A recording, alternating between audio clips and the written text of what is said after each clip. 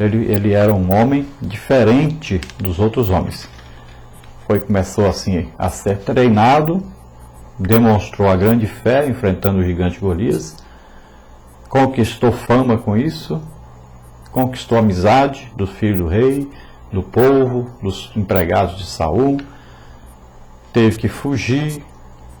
Vários homens que se encontravam em desespero de vida foram ajudar Davi. Dali saiu os valentes de Davi, os heróis, e Davi demonstra aí, sempre que recebia a instrução divina, ele acreditava na instrução que Deus enviava para ele, ele tinha sempre a direção de Deus, ele seguia essa direção, consultava a Deus, ele tinha uma obediência irrestrita a Deus, ele confiava que Deus tinha o melhor e sabia o futuro e, portanto, estava dando a ele uma ordem que era correta, e ele sempre exaltava o Pai, dava sempre a glória para Deus e sempre glorificava a Deus, exaltava através principalmente dos seus salmos, que são famosos pela exaltação ao Pai. Era um homem de íntima comunhão com Deus, sempre orando, sempre louvando, adorando a Deus. Nesta época o reino estava dividido, porque quando Saul morre, a nação fica aí sem governante, que era a grande preocupação já de Samuel, da nação ficar sem governante de repente. Saul havia sido então o rei de Israel, mas não foi aprovado por Deus, acabou se matando na guerra. Aí começa então a divisão no reino, quando Davi assume então ali Hebrom e Judá, o território de Judá aí, onde fica Belém, né? E Jerusalém e Hebrom.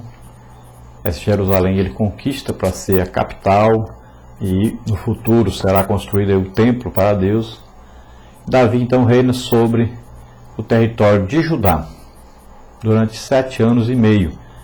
E durante esses 7 anos e meio, a outra parte de Israel fica sendo governada por Isbosete e apoiado aí pelo general Abner. Esse general acaba dividindo aí o poder com Isbosete, e eles começam a se estranharem um ao outro, e aí ficam divididos. Abner vai então até Davi, e isso que ele diz aí, que ele reconhece que no tempo que Saul era rei, Davi é que entrava e saía, né, nas batalhas, à frente das batalhas. Davi sempre foi querido, sempre foi aí exaltado pelo povo, sempre foi admirado.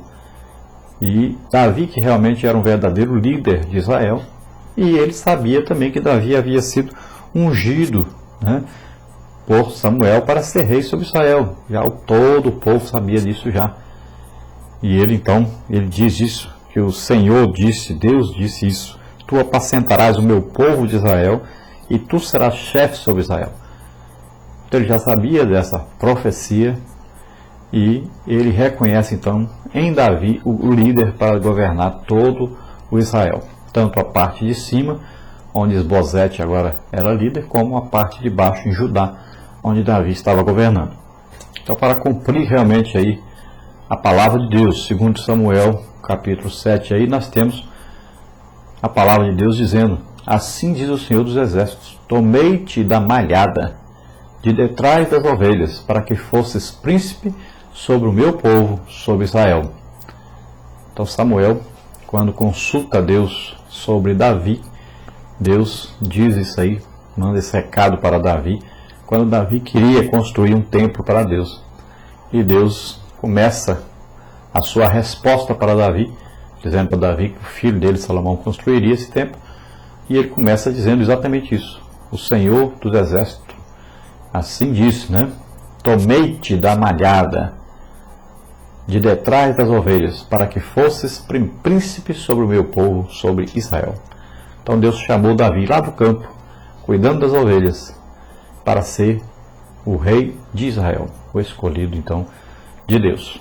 Então sabemos aí que todo Israel se ajuntou a Davi por 7 anos e meio. Então Davi foi o rei, e ele reinou ali em Hebrom, sobre então 2 tribos.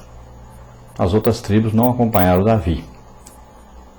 Ficaram sob o governo aí de Isbosete, né? Então depois Davi torna-se rei sobre todo Israel por mais 33 anos ou 32 anos e meio, perfazendo aí um total de 40 anos de governo de Davi sobre Israel. Então 7 anos e meio ali na parte de baixo, território de Judá, e principalmente, né? E depois lá em cima no território de Israel. Então acabou que as 12 tribos ficaram conhecidas então como território de Judá embaixo e a parte de cima como território de Israel. Território de Judá como tendo Jerusalém como capital e lá em cima tendo como Samaria a sua capital.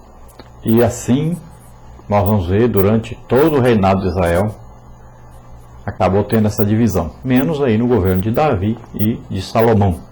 Então o Espírito do Senhor se apoderou, a Bíblia diz que o Espírito do Senhor se apoderou de Davi. Então depois de se retirar de Saul, porque Saul foi reprovado por Deus, Saul ficou agora com o Espírito maligno e não mais o Espírito Santo.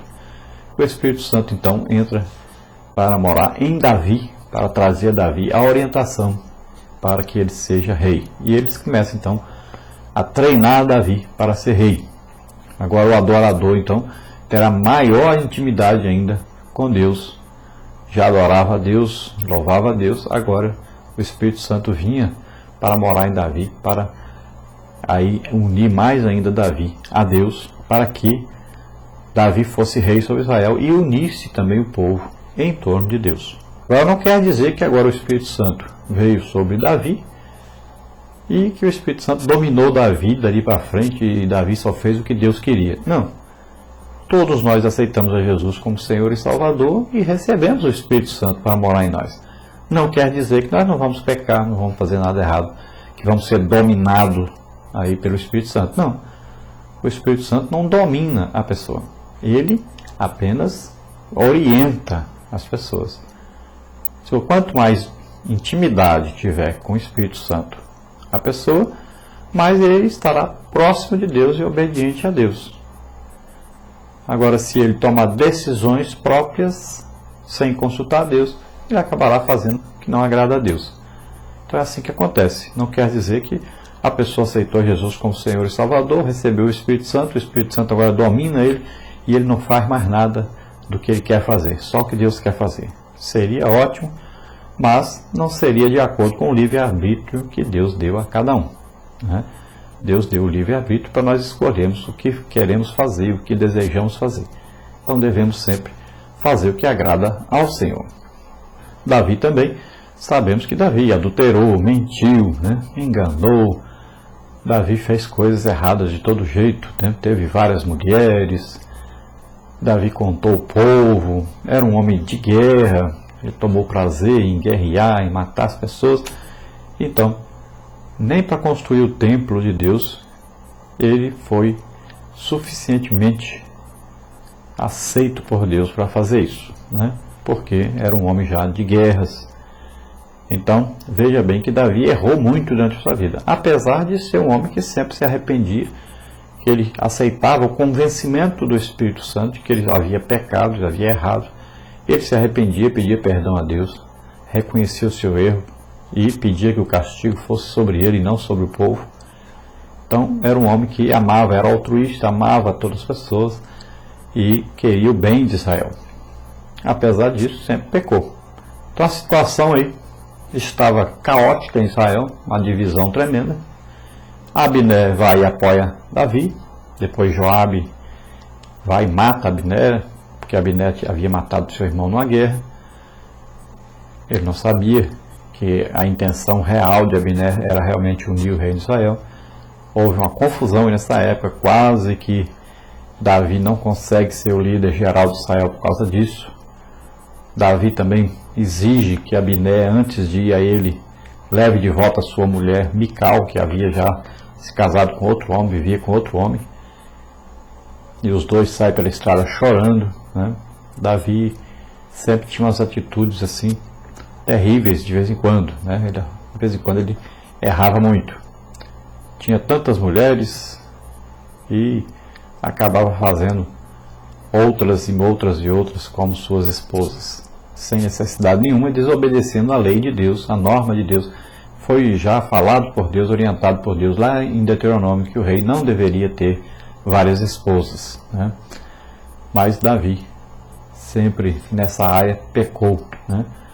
Era um homem que não sabia se controlar sexualmente. É o que nós vemos na vida de Davi. Teve várias mulheres, cometeu adultério, e por causa de um adultério ainda matou o esposo, né, de Batseba.